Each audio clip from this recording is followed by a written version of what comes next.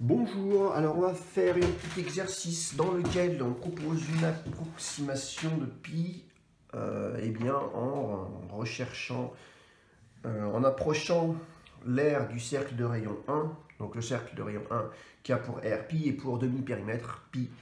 Bien sûr, donc on considère un cercle de rayon 1 et l'objectif de cet exercice, c'est d'approcher pas en inscrivant dans ce cercle un polygone régulier à n côtés. Voilà. Donc l'aire, bien sûr, quand n tend vers plus l'infini, ce polygone, l'aire de ce polygone va se rapprocher, va tendre vers l'aire de ce cercle, donc vers tendre vers pi. Donc on va approcher l'aire du cercle de rayon 1 par l'aire du polygone régulier à n côtés et le demi-périmètre de ce même polygone qui tend vers la même limite, c'est-à-dire pi. Alors, puisqu'on a un polygone régulier, chacun des triangles ici est un triangle isocèle, d'accord, et chacun des angles, donc je vais agrandir ici un de ces triangles isocèles ici, donc chacun des angles qui est là va avoir pour mesure 2π sur n, puisque je partage donc 2π en n angles de même mesure, donc 2π sur n, et ici en traçant simplement la médiane, j'ai également une médiatrice et une bisectrice puisque ce triangle est isocèle, et la mesure de cet angle ici va être pi sur n. Donc si j'appelle AN, donc AN, l'aire du polygone régulier inscrit dans le cercle de rayon 1. Donc pour avoir l'aire de ce polygone régulier, je vais multiplier l'aire d'un seul de ces triangles par n. Donc n multiplié par l'aire d'un de ces triangles ici, puisque je vais avoir un polygone régulier est formé par donc n triangles isocèles de même mesure ici. Donc n multiplié par ça, je vois bien sûr que la mesure de ce segment que j'ai tracé en vert ici, ça sera cosinus de pi sur n. Donc n fois cosinus de pi sur n multiplié par, hop, la mesure de ce segment qui est ici, ça sera sinus de pi sur n. Sinus de pi sur n, si je veux la base entière, ça sera 2 fois sinus de pi sur n. Et je dois rediviser par 2 après, puisque vous savez que l'aire d'un triangle, c'est base fois hauteur divisé par 2. Donc ici, ça me donne AN, c'est cosinus pi sur n multiplié par sinus pi sur n. Là, je remarque que j'ai une formule de trigonométrie que je peux utiliser. Sinus 2a, c'est 2 sinus a cos a. Donc sinus 2a sur 2, c'est cosinus a sin a. Donc j'ai ici n sur 2 de sinus 2π sur n. Voilà pour AN. Alors pour BN c'est le demi-périmètre. Donc chacune, ici j'ai dit que la base ici c'était donc 2 fois sinus pi sur n. Donc, en multipliant par n et en divisant par 2. Donc je fais, pour avoir le demi-périmètre sinus pi sur n, je multiplie par n et je divise par 2. Donc fois n sur 2, ça me donne donc n sinus pi sur n.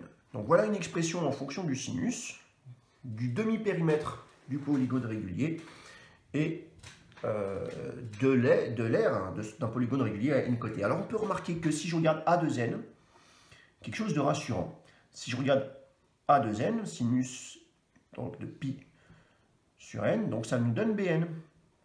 Ce qui signifie bien sûr que ces deux suites vont converger vers la même limite, qui se trouve être pi. Donc c'est bon, on peut dire que sans doute peut-être on ne s'est pas trompé. Bon, alors on va introduire, pour la suite de l'exercice, on va introduire une troisième suite. Donc on en a déjà deux, ici, que je vais au fur et à mesure réeffacer n sur 2 sinus, donc 2π sur n, voilà, ça c'est ce que je ne dois pas effacer, dont on va utiliser plusieurs fois. Bn, ça sera n sinus pi sur n, et Cn, en fait, c'est cosinus de pi sur n. Je vais avoir besoin de cette suite-là. Donc sinus, hop, voilà. Donc ici, ce que je vais faire, c'est essayer d'exprimer A de n, B de n et C2n en fonction de AN, BN et CN. C'est-à-dire, donc ici, un petit exemple avec A2n. A2n, donc ça sera n sinus donc de pi sur n, c'est Bn on a dit. Et ceci, si j'utilise en fait les formules de trigonométrie, je sais que 2 sinus alpha, pour alpha dans l'intervalle 0 pi sur 2, donc 2 sinus alpha cos alpha, ça c'est une formule que j'ai utilisée déjà tout à l'heure, c'est sinus 2 alpha. Donc là, eh bien j'ai simplement l'expression de sinus alpha, c'est sinus 2 alpha sur 2 cos alpha. Je n'ai plus qu'à appliquer n sinus pi sur n, donc ça sera sinus de 2 pi sur n, je multiplie l'angle par 2, divisé par n cosinus pi sur n. Donc, pourquoi n? Multiplié par 2 cosinus pi sur n, pardon. Et donc là, n sur 2 sinus de pi sur n, bah, c'est quoi? C'est an. Et là, bah, j'obtiens cn. Donc, deuxième formule reliant A2n et ANCN. A2n, c'est AN sur CN. D'accord? Voilà, si on ne pas tout mélanger, là, ce sont ce que je vais pouvoir effacer, là, non. Donc, B2n, j'essaye de refaire la même chose avec B2n. Donc, B2n, en fait, c'est 2n sinus pi sur 2n. Hop, hop. Sinus pi sur 2n, ça, je réapplique ceci. J'ai 2n, donc ça, je n'y touche pas. 2n, donc sinus pi sur 2n, ça me donne sinus pi sur n, le tout divisé par 2 cosinus de, donc le même angle que je retrouvais ici, pi sur 2n. Les deux se simplifient. Qu'est-ce que c'est que ça? N sinus pi sur n, bah, c'est quoi? N sinus pi sur n, bah, c'est Bn. N sinus pi sur n, c'est Bn. Et ici, donc, cosinus de pi sur 2n, bah, c'est C2n. Hop, donc, deuxième formule que je vais réutiliser plus tard. B2n, c'est Bn sur C2n. Troisième formule, donc, que j'aurais utilisé C2n, eh bien, c'est quoi? C2n, c'est cosinus de pi sur 2n. Cosinus de pi sur 2n. Alors là, je vais avoir besoin de la formule de duplication avec du cosinus. Je sais que pour alpha dans 0 pi sur 2 exclu, alpha dans 0 pi sur 2 exclu, eh bien j'ai cosinus de 2 alpha, c'est 2 cos carré de alpha moins 1, et que donc cosinus de alpha, cosinus de alpha étant positif, important, eh bien c'est cosinus 2 alpha plus 1, le tout sur 2, et je prends la racine carrée. D'accord? Je passe le 1, j'ai ici cette égalité-là. Donc ceci, bah, ça va me donner la racine carrée de cosinus pi sur n, c'est-à-dire Cn, plus 1, le tout divisé par 2. Donc là, j'ai une formule, ce qui me donne C2n est égal à racine carrée de Cn plus 1 sur 2. Voilà. Maintenant que j'ai fait ça, ce qui va m'intéresser, c'est d'essayer d'avoir, à partir de ces suites-là, des suites récurrentes d'ordre 1. Puisque là, j'ai un lien entre A2n et AN, ça ne m'intéresse pas trop. Ça va être difficile de trouver, un peu plus difficile de trouver une récurrence pour avoir une idée de ce que fait Bn, Cn. Donc ici, ça va être à partir de ces suites-là, de poser une nouvelle suite pour établir une relation de récurrence. Donc je vais effacer tout ça. Hop, voilà. Donc j'efface et je garde sur à droite donc, ce dont je vais avoir besoin.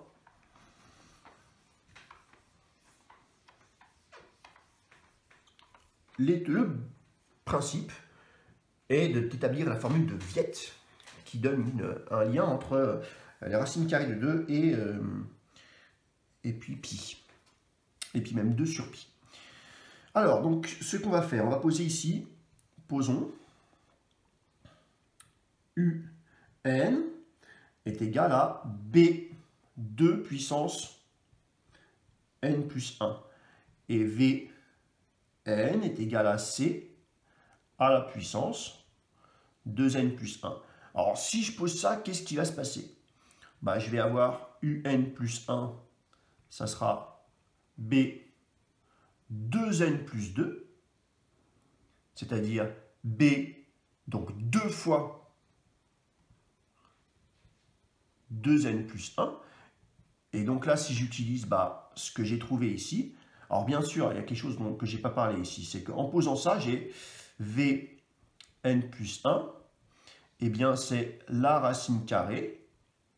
Ça, c'est tout de suite en posant, donc Vn est égal à C puissance 2n plus 1.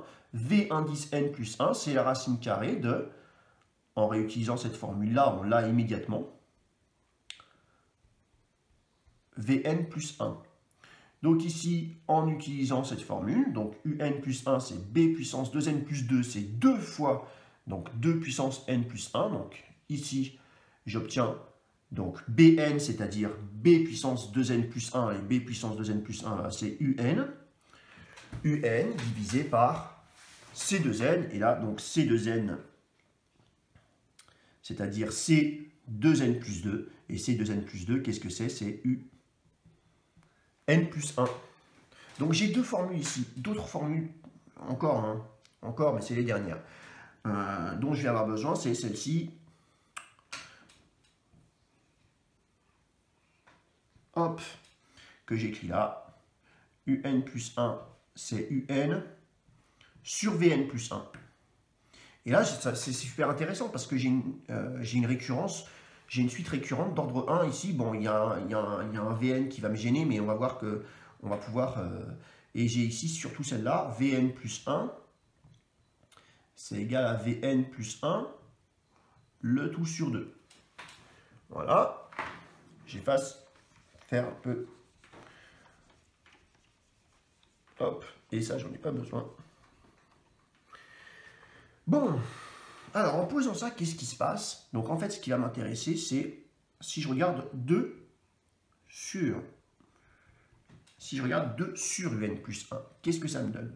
Donc 2 sur Un plus 1, ça me donne 2. Et j'inverse ici tout simplement, multiplié par Vn plus 1 sur Un. Et ça, je vois que ça fait 2 sur Un, multiplié par Vn plus 1. Et donc là, j'ai une relation intéressante.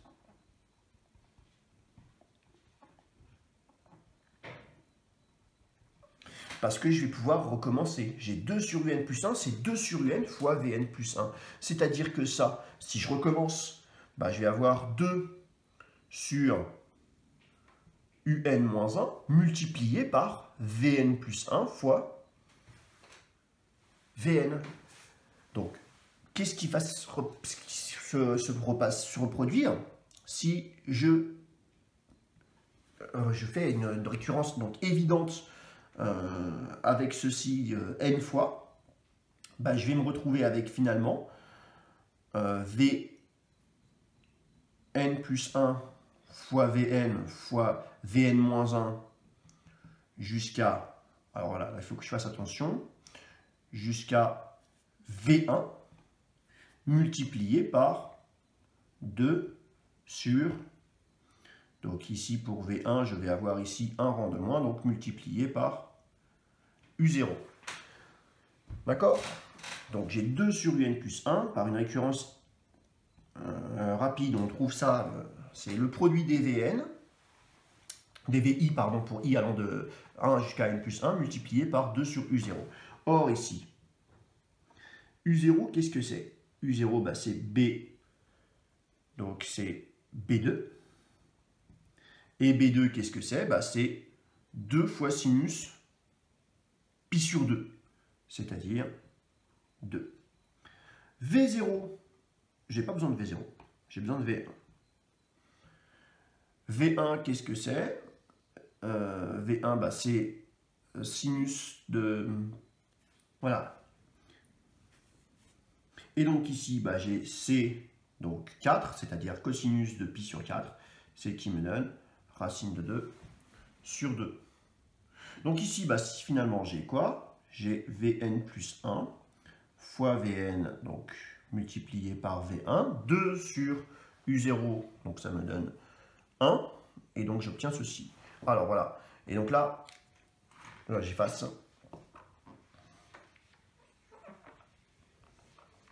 Je viens de démontrer ça, que 2 sur UN plus 1, eh bien c'est le produit pour I allant de 1 jusqu'à N plus 1 dVi.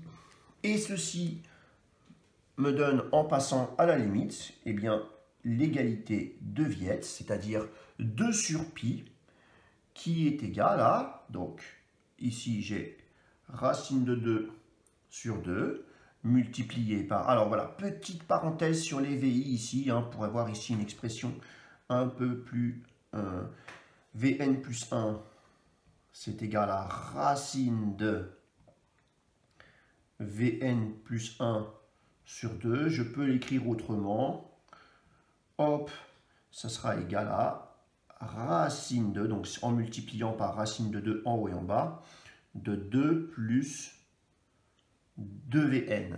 Donc ici, donc j'ai V1, c'est-à-dire racine de 2 sur 2, multiplié par V2. V2, ça sera donc racine, en dessous j'ai 2, d'accord? En dessous j'ai 2 à chaque fois, et au-dessus je vais avoir 2 plus 2 fois racine de 2 sur 2, donc 2 plus racine de 2. Et bien je recommence, multiplié par en dessous sur 2, racine de, et bien 2 plus 2 fois V1, c'est-à-dire hop, hop, 2 fois juste ce que j'ai au-dessus là, racine de 2 plus racine de 2. Et je continue. Et ici, donc, j'obtiens à l'infini bien la formule de Viette. Alors, donc, on vient de montrer que la suite définie par UN, qui est égale à Bn plus 1, B puissance 2n plus 1, c'est-à-dire 2 puissance n plus 1, sinus pi sur 2 puissance n plus 1, tendait vers pi quand n tend vers plus l'infini. Et donc là, on va s'intéresser à la vitesse de convergence. Donc on va utiliser ce qu'on appelle la méthode de Richardson, puisque là, on est tout à fait capable de démontrer que, c'est un résultat qu'on connaît, que sinus x, quand x se rapproche de 0, donc sinus x est égal à x moins x cube sur 6 plus quelque chose qui va tendre vers 0 plus vite que x cube. Donc petit o de x cube. Donc un plus 1. Alors oui, qu'est-ce que je raconte? Donc un, c'est 2 puissance n plus 1. Donc ici, on va utiliser le développement limité de x, puisque quand n tend vers plus l'infini, pi sur 2n plus 1 tend vers 0. On va donc avoir pi sur 2 puissance n plus 1 moins, et là, hop, pi sur 6 fois 2 puissance 3n plus 3. Voilà, plus un petit o de pi sur, un petit o, pardon, de 1 sur, donc 3n plus 3. Donc ceci me donne, en fait, pi moins pi sur 6 fois 2 à la puissance 2n plus 2, plus, donc, un petit o de 1 sur 2 puissance 2n plus 2. Et ça va être intéressant, puisque si je cherche à faire le rapport un plus 1 moins pi sur un moins pi, en réutilisant ce que je viens d'écrire ici, eh bien je vais avoir, ceci va être équivalent à, ça va être égal à un plus 1 moins pi, donc ça nous donnera moins pi sur 6 à la puissance, donc fois 2 à la puissance 2n plus 4, plus un petit taux de 1 sur 2 à la puissance n plus 4. Le tout divisé par ici un moins pi, eh bien ça sera moins pi sur 6 fois 2 à la puissance 2n plus 2 bien sûr, plus un petit taux de 1 sur 2 à la puissance 2n plus 2. Donc, eh bien là, ceci a pour limite quand n tend vers plus l'infini. Eh bien ici, il suffit de le regarder pour s'apercevoir que donc on va avoir ça divisé par ça, et ben ça nous donne un quart. Donc la convergence de un vers pi est géométrique de rapport 1 quart. Et donc là, je peux appliquer sans problème eh bien, la méthode de Richardson qui nous invite à poser donc la suite suivante. Donc V'N qui va être égal à, ce sera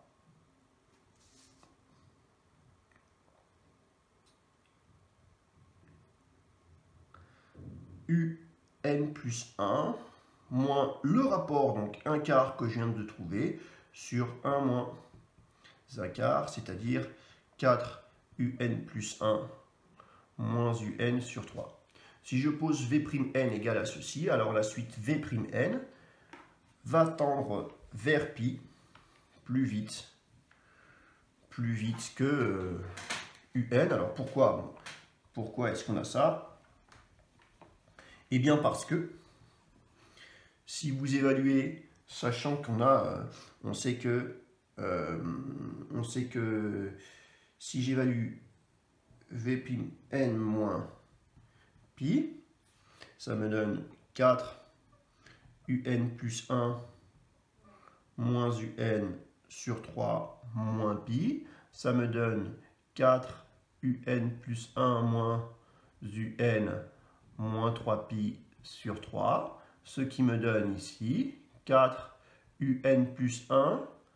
Alors attention, moins pi moins UN moins pi. D'accord? Ça me donne bien sur 3. Donc moins 4 pi plus pi, donc moins 3 pi. Et en fait, ici, eh bien j'ai or UN plus 1, de par ce qu'on a trouvé, moins pi, eh bien c'est 1 quart, facteur de UN moins pi, plus quelque chose qui va tendre vers 0 plus vite que UN moins pi. Donc plus un petit taux de UN moins pi, puisque UN plus 1 moins pi sur UN moins pi est un petit taux de 1, ça tend vers 0. D'accord? Puisque UN plus 1 moins pi sur UN moins pi tend vers 1 quart. Et bien ici, c'est fini, puisque on obtient V' de n moins pi. Ça sera en fait, ici je vais avoir, ça sera ici, V' de n, ici tout s'annule, et puis j'ai un petit taux de UN moins pi, c'est-à-dire quelque chose qui tend vers 0 plus vite que UN moins pi. On peut continuer et retrouver par exemple V seconde de n en poursuivant le développement limité du sinus en 0 et trouver une suite qui tend encore plus vite que V'n vers